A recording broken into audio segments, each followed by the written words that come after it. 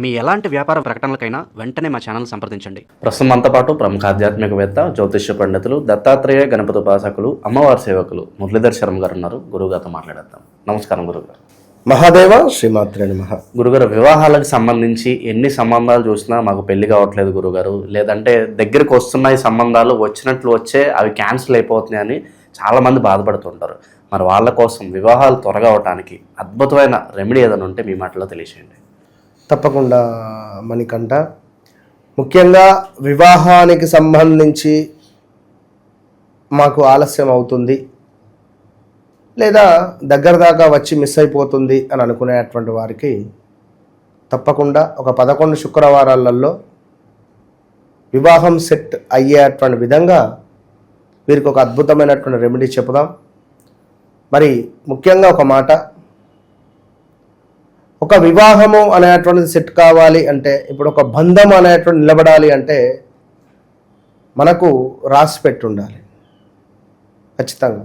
నేను మీతో మాట్లాడుతున్నా, మనము మన వీడియోలు చాలామంది లైక్స్ కొట్టడము, కామెంట్ చేయడము, చాలామంది ఫాలో అవ్వడము, కాల్స్ చేయడము, మాట్లాడడము, ఇదంతా కూడా దైవజ్ఞ. తప్పకుండా నా జాతకరీత్యా నాకు బలం ఉంటేనే ఇంతమందితో మనం మాట్లాడుతున్నాం, ఇంతమంది మనల్ని కలుస్తూ ఉన్నారు, ఇంతమందికి సమాధానాలు చెప్తున్నాం.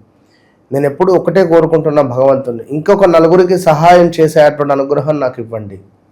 తప్పకుండా ఏది ఏమైనప్పటికీ కూడా వివాహము అనేటువంటిది అది ఒక జీవితాన్నే మార్చేస్తుంది.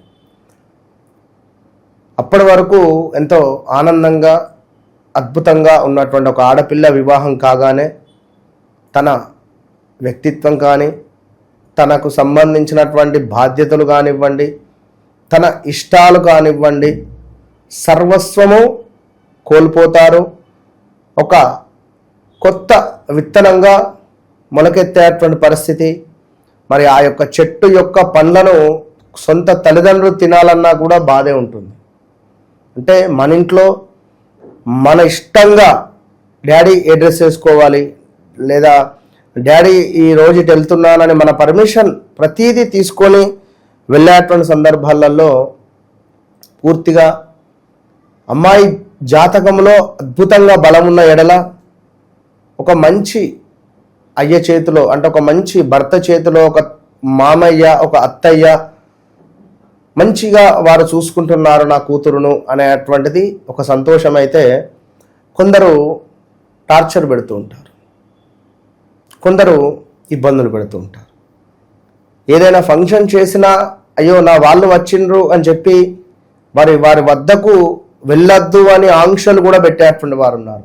నువ్వు పూర్తిగా ఇక్కడి మనిషివి, ఇక నీ తల్లిదండ్రులు లేరు, నీకు ఏమున్నా కూడా అత్తయ్య మామయ్యనే, నేనే నీకు అన్ని సర్వస్వం అన్నా కూడా ఓర్చుకొని నిలబడేటువంటిది ఒక స్త్రీ.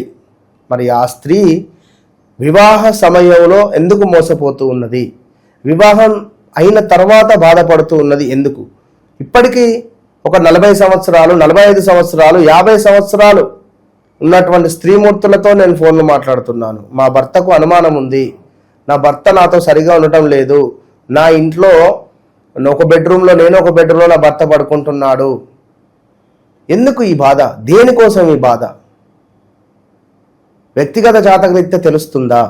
100% తెలుస్తుంది. అదే ఒక అబ్బాయి విషయంలో యాజ్ ఇట్ ఈజ్, ఒక అమ్మాయే అబ్బాయిని మోసం చేస్తుందా, లేదా అమ్మాయి మోసపోతుందా? ఇవన్నీ వ్యక్తిగత జాతకరీత్యా 100కు 200% చూసుకోవచ్చు. సప్తమ స్థానంలో ఉన్నటువంటి గ్రహాలు వారి యొక్క జన్మ లగ్నాన్ని బేస్ చేసుకొని సప్తమ స్థానంలో ఉండేటువంటి గ్రహాలను మనం బేస్ చేసుకున్న ఎడల తప్పకుండా ఎలాంటి సంబంధం వస్తుంది, ఏ దిక్కు నుండి వస్తుంది, మరి వచ్చేటువంటి వాడు ఏ విధంగా ఉంటాడు, ఒక సైకో మెంటాలిటీగా, లేదా నపుంసకుడా, లేదా కోరికలు అధికంగా ఉండేటువంటి వాడా, మా అమ్మాయిని టార్చర్ పెట్టేటువంటి వాడా, లేదా వాళ్ళ అమ్మకు మా యొక్క కూతురుతో గొడవలు జరుగుతాయా? ఇలాంటి విషయాలను ఇట్టే చెప్పేయచ్చు. జాతకంలో డేట్ ఆఫ్ బర్త్, పుట్టిన సమయం ఓపెన్ చేయగానే మనకు దర్శనం అనేటువంటిది ఇస్తుంది, జాతక దర్శనం. సో ఏదేమైనప్పటికీ కూడా శుక్రుని యొక్క బలం అనేటువంటిది స్త్రీకి, చంద్రుని యొక్క బలము స్త్రీకి ఉండాలి.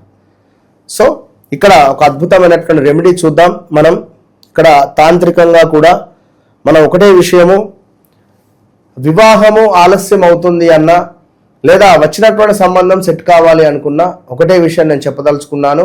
సప్తమ స్థానంలో కుజుడు రాహుకేతువులు, అష్టమ స్థానంలో శనైశ్వరుడు లేదా కుజుడు రాహుకేతువులు ఉన్న ఎడల, సూర్యుడు ఉన్న ఎడల వివాహానికి సంబంధించినటువంటివి ఆలస్యం అయ్యేటువంటి ఛాన్స్ ఉంటుంది.